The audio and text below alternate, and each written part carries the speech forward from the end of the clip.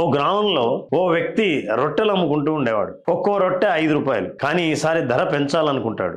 రాజు అనుమతి లేనిదే ఎవ్వరూ దేని ధర పెంచడానికి వీల్లేదు. దాంతో ఈ వ్యాపారి రాజును కలిసి, రాజా, నా రొట్టె ధర 10 రూపాయలు చేసేందుకు అనుమతినివ్వండి అని కోరతాడు. 10 రూపాయలు కాదు, 30 రూపాయలకు పెంచు అంటాడు రాజు. అయ్యో, మరి అంత పెంచితే ప్రజలు ఒప్పుకోరేమో ప్రభు. అదేం లేదు, నేను రాజుగా ఉండగా నీకు లాభం లేకపోతే ఎలా? ఏం భయపడవు, నేను చూసుకుంటా అని భరోసా ఇచ్చాడు రాజు. మరుసటి రోజు రొట్టె ధర 30 రూపాయలు. అంతే, ప్రజల్లో వ్యతిరేకత మొదలైంది. అందరూ రాజు దగ్గరికి వెళ్లి ఫిర్యాదు చేశారు. వెంటనే రాజు ఆ వ్యాపారిని పిలిపించండి అని ఆజ్ఞాపించాడు.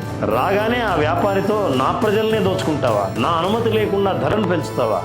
రేపటి నుంచి నీ రొట్టెను సగం ధరకే అమ్మకపోయావో నీ తల తీయించేస్తా అని బెదిరిస్తాడు. రాజు ఆదేశం వినగానే ప్రజల్లో హర్షధ్వనాలు మొదలయ్యాయి. మరుసటి రోజు నుంచే రొట్టె ధర 15 రూపాయలు పలికింది. ఫలితం ఏంటంటే రొట్టెలు అమ్ముకునే వ్యాపారి సంతోషంగా ఉన్నాడు. మహారాజు చాలా సంతోషించాడు. ప్రజలు మరీ సంతోషించారు. ఇప్పుడు చెప్పండి, ఈ కథలో నుంచి ప్రజల్ని మోసం చేయడంలో, మూర్ఖులుగా చేయడంలో సిద్ధహస్తులైన నాయకులే పాలకులుగా తయారవుతారు. ఇంతకీ ఈ ప్రజలకు మోసం జరిగినట్ట, మేలు జరిగినట్ట ఆలోచించండి.